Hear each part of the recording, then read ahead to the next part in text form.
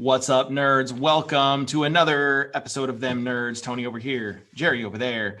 And behind me is a scene from WandaVision, episode 6. This thing is making my screen look weird. It was Wanda's fault. By the way, as you can already see, we're going to be talking about WandaVision episode 6. Spoilers ahead. If you have not watched the episode yet, why are you watching this? Go watch it, then come back. Okay, thanks. All right, Jerry. What did you think, dude? Episode? I thought it was great. I think that it was a episode that pushed the story forward, but it was also it was somewhat filler, somewhat pushing it forward. I didn't feel shorted from the show at all. No. I think there was a lot of key elements of it. I think we learned from last episode to this episode that Vision is done playing around. Yeah, you can tell from the interactions that he has with Wanda at the beginning of the episode that things are not quite so under control, which has been kind of a theme for Wanda having difficulty keeping control. And she definitely is not able to control Vision, at least not in the way that she wants to. As we see towards the end of the episode, he tries to leave. And when he tries to leave, he can't leave, not without destroying himself.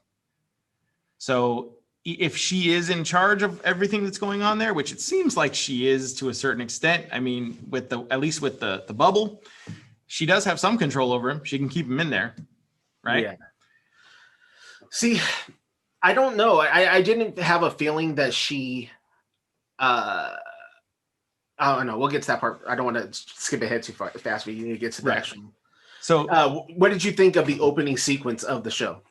The very Malcolm in the Middle. Yeah. Well, following along with the sitcom theme, it was definitely very Malcolm in the Middle, right? You had the characters monologuing to the camera, and then you had Pietro doing his, crazy uncle bit or whatever, which I thought was fun. But then it also, it was kind of annoying to me. The way that he was behaving was kind of annoying. And I kind of had to wonder, was that on purpose? Were they trying to make him kind of like an antagonist on purpose? Or either that, or he's just annoying. I don't know.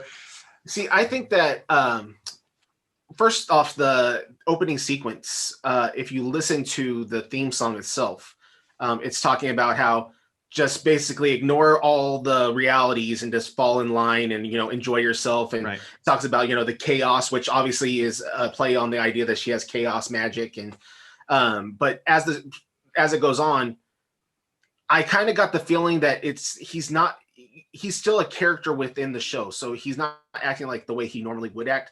I think a lot of people thought he kind of came off aggressive at the end of last episode also, with the way he was talking, but I took that more as he's playing the role of an Uncle Jesse on the TV series, where they were always underlying aggressive towards the father figure, or with him it'd be Wanda, where it's like a challenge kind of thing. It's not like, because there's also scenes in this episode where he's compassionate to the way that what's happening to her and letting her know, no, I think you're doing a good job here. Right. And that seemed like more of less of the show, more of them having a real conversation with each other. Right. One of my favorite things was when he said something about the time they went trick-or-treating as kids, and the lady got typhoid, gave him a fish, and he was dressed up as Nick Fury.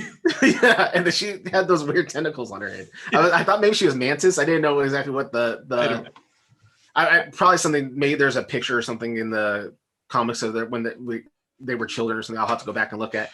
But I mean, in that way that they cut, that was a very Malcolm in the Middle kind of scene also. Yeah. You know what I mean? So it's like, here's a side note. Here's what we're talking about. And she's like, oh, I don't remember it happening like that. And I think that the reason why is it is her brother, right? But it's her brother from a different dimension. But somehow she's pulled him into this dimension, and he has all the memories of the one that we've had before, but they're mixed up with the memories he has of who he really is. Right. Because in the show, there's a deleted scene for X-Men, Days of Future Past, when they introduced Quicksilver, where he does have Wanda is in the episode, but she plays a younger sister, not his twin sister. Ah. So, I did not know that. That's cool. yeah. So there, it's not like there wouldn't it be a realm of possibility that he wouldn't know who he's talking to or anything else. But it seems to me he has the original Quicksilver's memories. Right. You know what I mean? Well, we got a glimpse, which was kind of a callback to the previous episode, where Wanda saw Pietro's dead, decaying body riddled with bullet holes. Yep. Similar to the way she saw Vision with the stone ripped out and all grayed out and dead. She's breaking. Yeah. And it's, as we saw, we'll get to the end of the episode in a minute here, but, it's about to go down. Yeah. Well, I also thought that the scene itself was very fitting. Like she's challenging him. She says, like, do you remember the kid that bullied you for your boots, when you were little? And he flat out just calls it out. Oh, you're challenging me. I get it. I don't have the same face. And she's like, yeah, why do you look so different? You know what I mean? Like, and he's just like, you're the one who's creating this world. You tell me why I look different. Right. You know what I mean? Like, and she, to her, like, that's rational enough for her. She's like, okay, I can move on. And then they go and they sit down and they start. He hits her with the hard question: where were these kids? What did you do with these kids this whole time? I'm guessing they've been here the whole time. I'm guessing you weren't trying to traumatize them. So where have they been? And then, so then she starts talking to him about the idea of where did you come from? And he says, one time, I remember at one moment I'm being riddled with bullets, and then I hear you calling my name, and now I'm here, which is the honest truth. If you think of the progression of Wanda as a character, the last time she's talked about her brother was when he was shot in the street. She never talks about him again after that. Even when she kills Ultron, she doesn't mention the fact that Pietro has been killed. She just says, "You've broken my heart, and this is how it feels as she's crushing this metal heart." And she never talks about the man again. The first time she's talking about him was 2 episodes beforehand, where she says his name out loud. Right. And all of a sudden, boom, she gets called in. The same way that storks get called in, or for the children, and now all of a sudden there's kids here and everything else. It's this idea of you're in this dream state, or this magical world that you created, that anything you think about at the moment could happen for you. Maybe it doesn't happen the way you wanted it to, because originally Wanda only talks about wanting to have one child. They only had one name picked out. Right. You know what I mean? And then it's like, as she starts thinking about other stuff going on is when all this other stuff starts happening, Yep. That's right. I really liked the juxtaposition in this episode of the, of the kind of sitcom-y sort of interactions that she was having. And then when we got later on and you see scenes like the one behind me here, it got very like surreal horror movie kind of like, cerebral, suspenseful thing. Like, what is happening here? Yeah. Which led to, Vision discovered this, of course. And, he saw the glitching woman trying to hang up her laundry, and she kept glitching, right? And then he sees this whole street of people just standing there. Then he flies up because he's like, the hell with it. Nobody's looking at me anyway. And he flies up looking just like Vision. And he goes and lands in front of Agnes's car, who is dressed appropriately like a witch. Yeah. And that interaction was kind of odd. He does the old Vulcan mind pinch on her there, and she wakes up and she's like, "You're dead." She's like, "I'm dead. You're an Avenger." He has no idea who the Avengers Right. are. It's a realization that a lot of us thought that Agnes was playing a part in this, but how much does she know? At the same time, when Wanda's having that conversation, or she's walking when they're collecting the candy and everything else, and she starts having that conversation with Herb. Herb starts talking to her more like, should we redo it again? Is there something we need to change? This idea like it makes me wonder whether or not there are players in here that are like producers, like, they're here to progress the story. Where is the end game of this story? What is going on? Right. What did you think of the commercial that was added in this time? It was a little creepy. And there's this theory going around the internet that each of the commercials represents one of the Infinity Stones. And I thought that this was an interesting one because as the kid was trying to get the yogurt open, he turned into a skeleton. And the first thing I thought of was, oh, it's Red Skull, right? Yeah. So I don't know. It was this one was one of the most, like, the other ones, like the the Hydra Soak, which people say is the Tesseract because it was a blue square, right? Yeah. And then the toaster and the red liquid spilling out where they use the paper towels and all of these. They've all been kind of like, oh, that's a cute little callback. This one was just kind of a little disturbing, and you kind of got this weird, like, melting child trying to open yogurt. What the hell was that? I kind of took it in a different perspective. The first 4, I guess 5 commercials have, everybody has this idea, like you said, that these are the parents that are inside these commercials and everything else. This one doesn't have anything to do with that. And my guess is that because at this time period, her parents are already dead. So now they moved on. I have a feeling that what it's kind of telling you subliminally is that there's somebody who is feeding off of her chaos magic that they're feeding off the souls that are in there. So maybe like her magic is what's feeding this person, and yet you're trying to get it open, but you can't get it open. You know what I mean? Like they're not going to reveal itself to you, and you'll be dead before you ever figure out what's really going on here. But then I was wondering too, which I thought was kind of odd, this altogether. It's a shark. Do we have a jump the shark kind of moment here? Because we've, in the show, this idea that we're just going to replace this twin and everybody's going to pretend like nobody pays attention. The show's kind of jumped the shark, It could be. That could be. I, when you mentioned like feeding off of Wanda's energy, the first thing I thought of is, that would be a great way to bring, the general consensus is that Mephisto is going to be the big bad here or whatever. Having him, kind of have been dormant for a long time for some reason, and he's using Wanda to rebuild himself, and that's why he's revealing himself to the MCU now, rather than being there all along. I don't know, but. Well, in this episode too, you had twice where it was very poignant that they made it a point to say Nightmare in the dialogue, which is also a big bad in the comics. It was originally supposed to be Nightmare was going to be introduced as the big bad in Doctor Strange 1, and they decided to go with Dormammu instead. He's also been rumored to be the lead villain in Doctor Strange 2. So, which we already know that Elizabeth Olsen will be reprising as Wanda in that movie. Yeah. But overall, I think that, especially I think that we have, you have a definitive version of who the good guys are and who the bad guys are. And then you have some people who are in between. Like, I don't think Agnes is completely bad or completely good, but she knows more than what she's, saying. Right. I don't think Wanda has any idea what's going on. I know a lot of people, I think that there's somebody maybe who's manipulating her to create these things to happen. And she's okay with happening, the stuff happening because it's giving her the life she wanted. But I don't think she's in control at all. Right. Well, someone is. And, you mentioned the very pointed use of the word nightmare twice.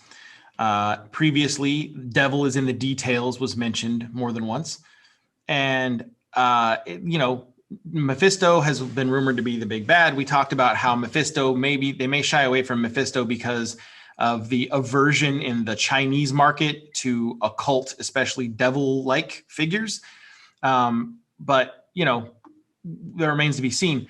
Nightmare, I think my money is kind of on Nightmare being a harbinger for Mephisto. And I think Nightmare is Tyler Hayward. Dun, dun, dun. I can see that. He's definitely up to something. And I think that it would make sense. I would go further and say I don't know if he is Nightmare. I could see him being the Grim Reaper. The Grim Reaper is the brother of Wonder Man in the comics, and he is out to destroy Vision through most of the comics because Vision has the brainwaves of Wonder Man. Right. So, especially seeing as though I have a feeling that Wonder Man is the missing person inside of Westview that Wu talks about in the very beginning, where he says, I have this agent that's in there, but we can't find him. Right.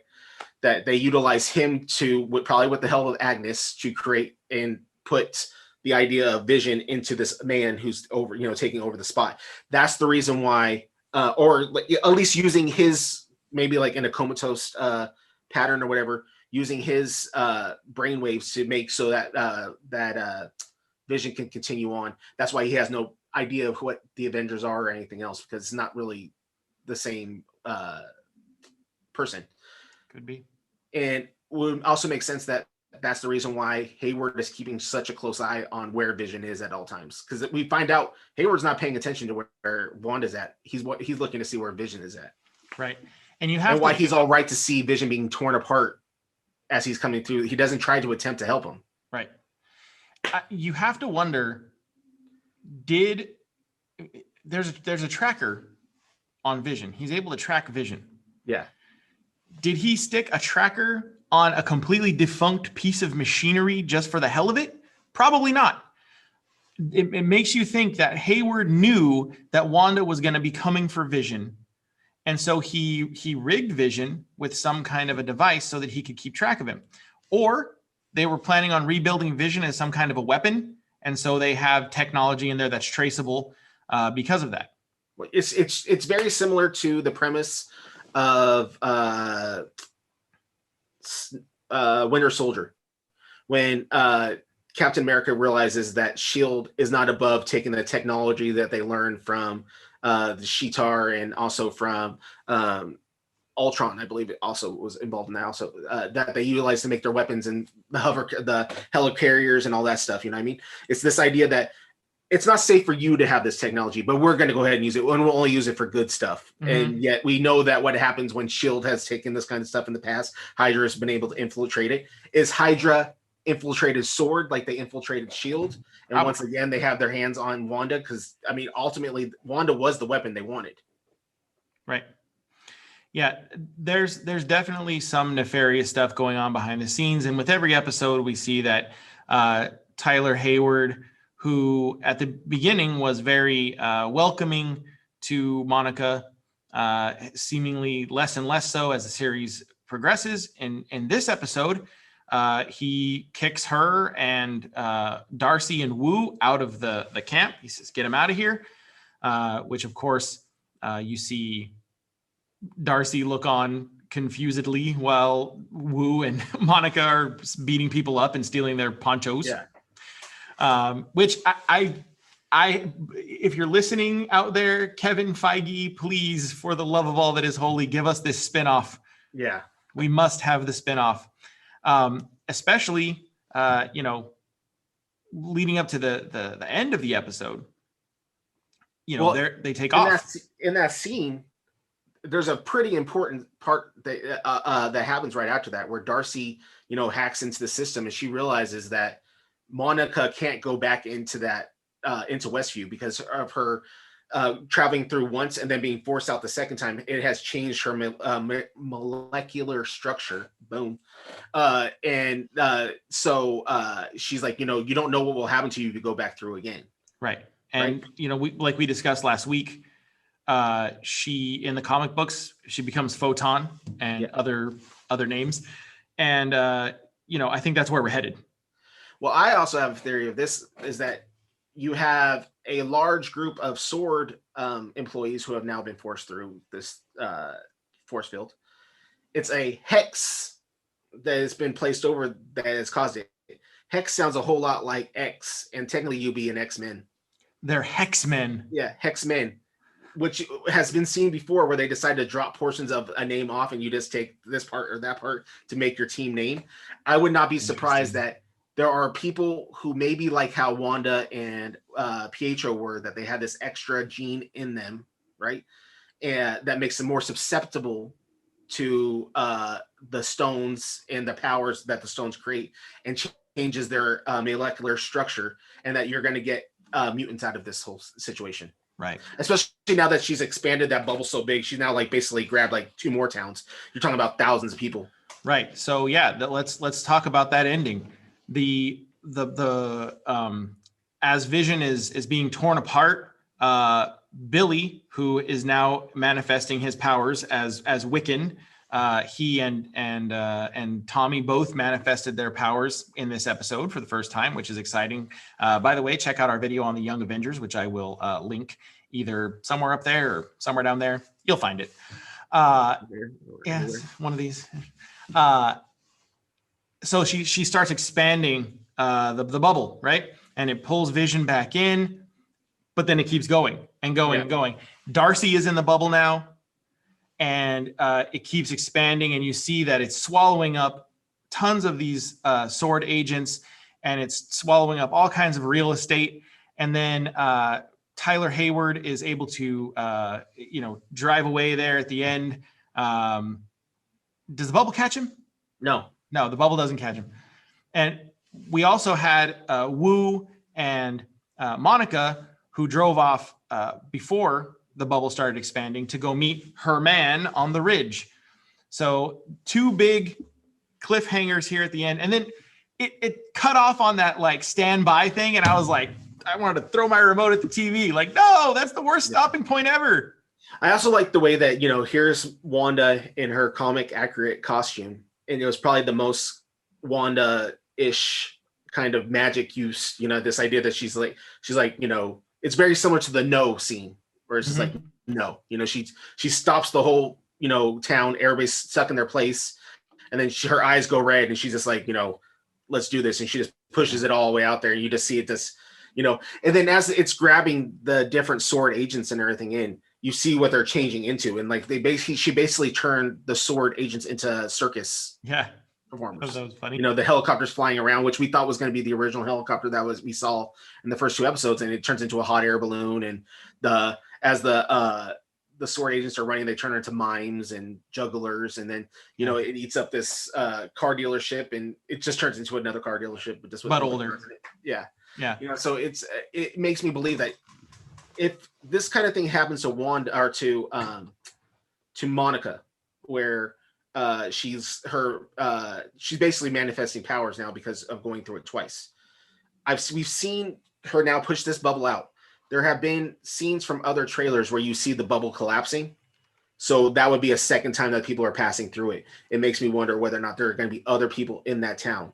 And then maybe they aren't the only mutants, but then you start realizing that there's other people in the world who have this gene that makes them be able to have it happen to them. Maybe we'll call it, the X gene. Yeah. Why not? The Hex gene. Oh God. Well, this is what there are 2 things I'm looking forward to on the next episode. I want to see who Monica's man on the ridge is, and I want to see Tommy and Billy turn into the teenage versions of Wiccan and Speed that will undoubtedly join with the other people who are already in the MCU as the Young Avengers at some point. Those are my 2 gotta have them's in the next episode. What about you? Yeah, I need more mutants. The opposite of Wanda. Yeah. Give me a cameo at the same extent that Quicksilver was, and I'll be happy. Right. Like, I just feel like, especially now that you push the community out further, that you have better chances of being able to include people in. I'm guessing that the man on the ridge is either going to be Ant-Man, just because of the way that the vehicle that they use to crash into the Hex looks. It looks very similar to the vehicle that they use in the Quantum Realm. Or I've said this from the very beginning that I think that it may be Dallas's child. If it's Ant-Man, are we talking Hank Pym Ant-Man, or are we talking Scott Lang Ant-Man? Scott Lang. Yeah. I could see that. Yeah. Maybe it'll be Luis. I would love it to be Luis. I don't feel like Luis gets, if we've learned anything from this series, it's that Darcy, who people hated in the first 2 Thor movies, can be very enjoyable if you give her the right kind of content. Right. And that Wu deserve their own X-Files series for the MCU. And totally, you need to also put in Luis. Luis is a gold mine. It's actually the whole team is a gold mine. The idea of having T.I. and then you have the guy who only speaks Russian, but Luis is a person who deserves more attention by Marvel. Yes, 100% agree. Yeah. Jerry and I are happy to write that series for you, Mr. Feige. Just give me a call, we'll talk about it. Have a little planning sesh. Yeah. It's all about micro machines. That's right. All right, guys. That was episode 6. Can't wait until episode 7. We're down to the last 3 episodes now. Big stuff is going to be popping, and we cannot wait to watch it, and we cannot wait to talk with you guys about it. Don't forget to like and subscribe. Comment below. We want to hear what you think is going on. Okay. Also, follow us on social media at We Them Nerds on Twitter, Instagram, and Facebook. And we will see you soon. Thanks, guys. Be good. Be good to each other. Stay nerdy. Yeah. That's the phrase. All right. Later, guys.